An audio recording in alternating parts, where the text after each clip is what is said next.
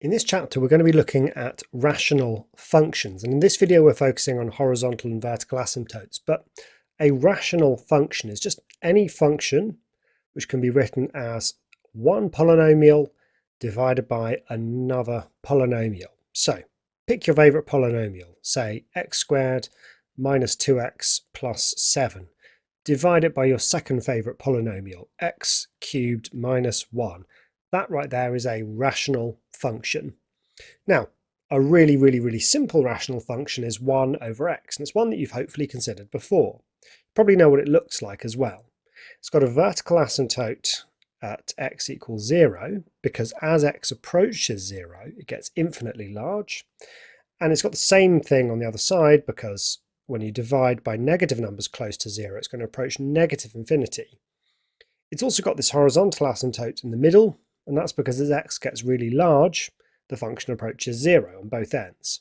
So this is our famous 1 over x graph, and it's got two asymptotes.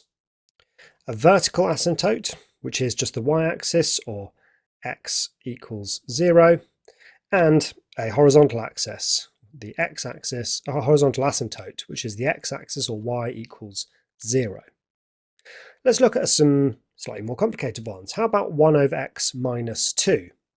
Well, you can think of this as just a transformation. You could say, look, if f of x is 1 over x, then what we've got here is f of x minus 2, which, as you all know, is just a translation of 2 units to the right. So that's going to shift over our vertical asymptote over to the line x equals 2. And that makes sense because as x approaches 2, that denominator approaches 0 and the function explodes to infinity. Now this one hasn't been shifted vertically at all, so it's still got a horizontal asymptote at y equals 0. But the vertical asymptote has shifted 2 units to the right. So this one looks like this, it's just a translation of this. And its asymptotes are y equals 0 and x equals 2. What about this one? Well, again, we could think about that as transformations again. We're taking our previous one and we're shifting it 1 unit up. So let's put a dotted line in for our x equals 2 asymptote. And since I'm shifting this up, I'm also going to put a dotted line at our horizontal asymptote, which is now no longer the x-axis, it's the line y equals 1. So this section is going to slot in here, and this section is going to slot in here. Let's just now check, what is this function when x equals 0? Well, when x equals 0, we've got 1 over minus 2, so minus a half plus 1. So we're at positive a half. So good to know that's actually where we're cutting through. And if we wanted, we could also work out when it crosses through the x-axis as well. So this is what it looks like. It's got these two asymptotes, y equals 1 and x equals 2. But notice that we could actually rewrite this. If I was to give this a common denominator, I'd have 1 over x minus 2 plus x minus 2 over x minus 2. Sticking that all together, I end up with x minus 1 over x minus 2. So this here is an alternative way of describing the same function. So you can see that if I've got a linear function over a linear function, I can end up with this same shape. Now, could we have seen from this that the horizontal asymptote was 1? Well, yes, we could, because as x tends to infinity, the minus 1 here and the minus 2 here become increasingly irrelevant. Say if x was a billion minus 1 divided by a billion minus 2 is extremely close proportionally to just a billion over a billion. So it's very close to 1. So when you have something like this, you can often say, well, as these things approach infinity, the things that aren't the leading terms, in this case these constants, become increasingly irrelevant. So this is an easy way to find horizontal and vertical asymptotes. You can find your vertical asymptotes by just considering when the denominator of a function is 0. Because when the denominator is 0, you have an undefined point, and anywhere close to that will be very large in either the positive or negative direction. The horizontal asymptotes, you can imagine, if they exist, there aren't always horizontal asymptotes, but if they exist, you can imagine x tending towards infinity, and you can ignore any other numbers. And that's true when you've got linear over linear. So if you're presented with a rational function in the form p of x over q of x, how in general do you sketch it? Well, I want to give you a checklist to use. Start off by considering vertical asymptotes. So as discussed, that's when the denominator q of x is 0. Anytime the denominator is 0, that's going to give you a vertical asymptote. Horizontal asymptotes, well, as discussed, we're going to figure those out by thinking what happens as x tends to positive and negative infinity. We'll look at functions that don't have horizontal asymptotes, and you'll see that in those cases, when x goes to positive or negative infinity, the function either just grows forever, for instance. But if they exist, you can imagine x going all the way to infinity and thinking, what does the function look like when you're ignoring everything other than the leading terms? We'll do some examples for those. Next, you should consider the x-intercept, and that's simply when p of x is 0. That's relatively easy to find. Your y-intercept, well, that's just when x equals 0. That's very easy to find. Finally, there are some occasions where it's necessary to find stationary points, but more commonly than not, you're actually not required to do that. But if you need to know if there's a stationary point, you can do that simply in the usual way. Often we can actually use logic to figure out that stationary points exist, and I'll show you that as well. So let's apply that in this case. We're going to have a go at sketching this function here. So let's apply this step by step. So vertical asymptotes, that's going to be when q of x, the denominator, is 0. So that's when x is 2 and x is minus 1. So x equals 2. It's going to be here. So we have a vertical asymptote there and a vertical asymptote at minus 1. So I'll try to get these roughly proportionally spaced out correctly. And I won't do any more for now. Let's just leave it like that. Then horizontal asymptote. So I've got to imagine x going to infinity. Well, as x goes to infinity, this minus 1 becomes increasingly irrelevant, and so does the minus 2, and so does the 1. And I'm left with roughly x over x squared. Now, x over x squared, as x goes to infinity, that just tends towards 0. Your quadratic denominator grows much faster than your linear numerator. So this is heading towards 0 in both directions. So I know that the x-axis, y equals 0, that is a horizontal asymptote. Okay, next, x-intercepts. Well, clearly x minus 1 is 0 when x is 1. So it's going to go through the point x equals 1, and only that point. What about y-intercepts? Well, when x is 0, you've got minus 1 divided by minus 2 times 1. So it's minus 1 over minus 2, or a half. So it's going to go through the point 0, a half. I'm going to leave off the stationary points. We'll come back to that in a moment. Let's see if we can already use this to figure out what this looks like. Okay, well, we need to end up at y equals 0, and we need to be shooting up to these asymptotes, and we can only go through the x-axis here and only go through the y-axis here. So the only way that's really possible is if I'm coming from infinity here and passing through this point. There's no way of getting to this point if we came from infinity in this direction.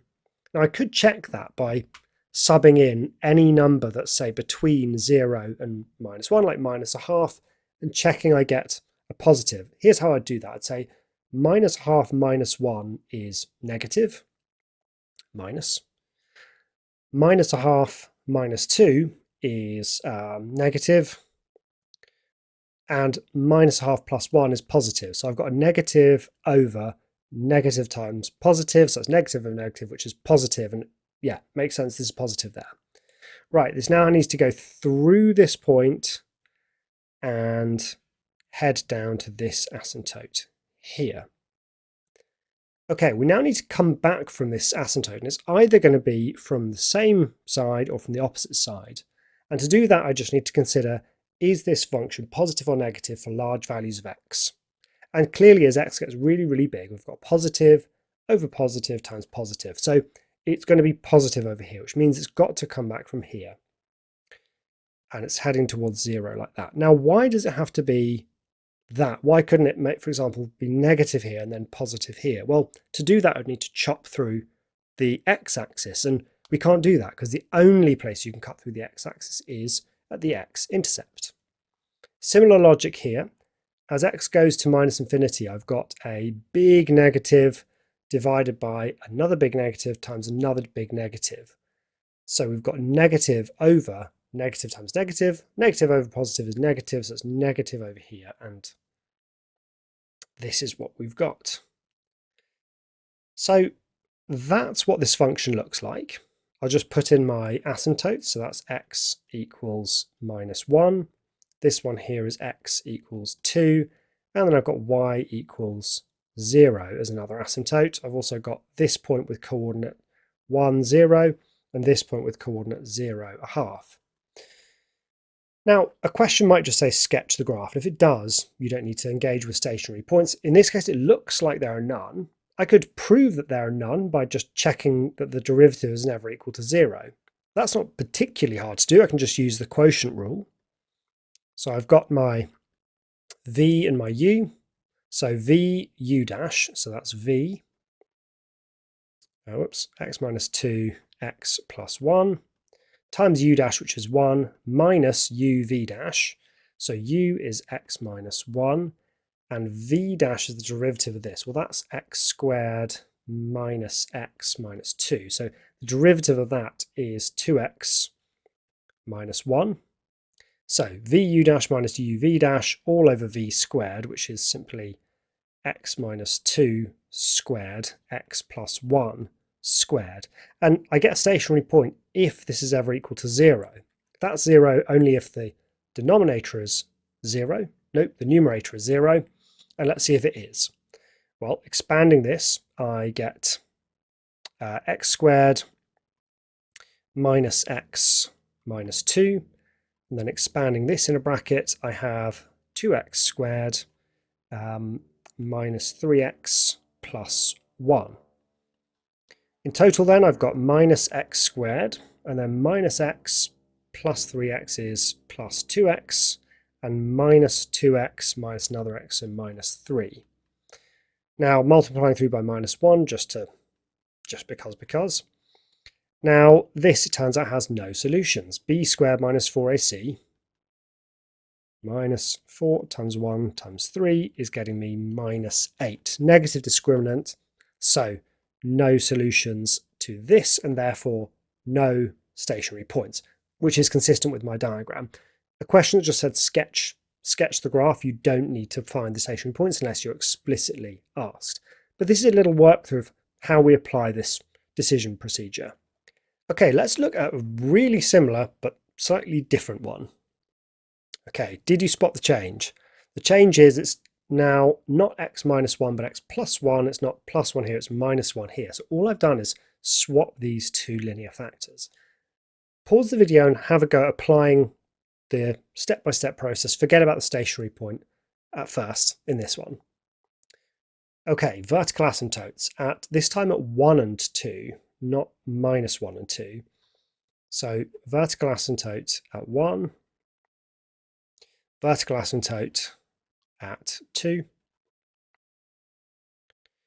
Horizontal asymptote. Well, again, as x tends towards infinity, this whole thing's tending towards 0. So that's just the x-axis. X-intercept. Well, that's when x is minus 1. So our intercept is over here. Y-intercept is 1 divided by 2, so it's half again. Okay, stationary points we'll forget about for now. So let's start with this. I can see this is positive here, so it's going to have to go up to this one here. Cuts through here, cuts through here. Well, what now? It can't be going down here. It's got to be heading towards the x-axis. So this must go up here and then head back down. So it seems like by logic, I've already discovered that there is a stationary point and it's somewhere to the left of x equals minus 1. Let's investigate that later. Now over here, let's see. Over here, I know that as x tends towards positive infinity, everything's going to be positive but very small. So it's tending towards 0 on the positive side. It can never go through the x-axis, so it's got to go up here. But what about between the two vertical asymptotes? There's basically two options. There's no x-intercept, so it can't cross there. It's basically either something like that or something like that. Now, for this, we could use differentiation. I will in a moment, but we can actually just get there more simply by saying, well, this is 1 and this is 2. Let's pick a point halfway between, like 1.5, and do our little positive negative trick. If x is 1.5, we get 1.5 plus 1 is positive. 1.5 minus 2 is negative. 1.5 minus 1 is positive. So I get positive over negative, it's negative, and therefore it must look something like this. So it seems like by logic alone, I've established the existence of two stationary points, one here and one here. If the question just said, do a sketch, this is all that's required. You would label the asymptotes. So I'd say x equals 2, x equals 1, y equals 0. The coordinate here, minus 1, 0. The coordinate here, 0, a half. So that would be a kind of perfect sketch for this. Let's just use the quotient rule to figure out and check that the stationary points really are there. So we're going VU dash. So V is x minus 2, x minus 1. U dash is 1 minus UV dash. Here's U. Now what's V dash? I'll expand this quickly here. That's x squared minus 3x plus 2. So V dash is 2x minus 3. And all of that over something. You know what? That something doesn't really matter because it's when the numerator is 0 that I actually care about this for stationary points. So expanding this, I get just the numerator. It's x squared minus 3x plus 2. Expanding this, it's 2x squared. Let's see, that's plus 2 minus 3. So minus x minus 3 equals 0. In total, x squared, let's see, minus 3x plus an x is minus 2x, and then 2 plus 3 is 5. And we end up with answers of x equals minus 1 plus or minus root 6. Okay, is that consistent with what we thought? Well, yes, because minus 1 plus root 6 is about 1.4. So yeah, that's somewhere between 1 and 2. That makes sense. And 1 minus root 6 is about minus 3.4, which is, as predicted, a point over to the left of minus 1. Again, as I said before, you don't need to do that unless explicitly asked, but it's kind of nice mathematically to see that the stationary points are where we thought they would be. Okay, so that is an introduction to horizontal and vertical asymptotes. See you in the next video.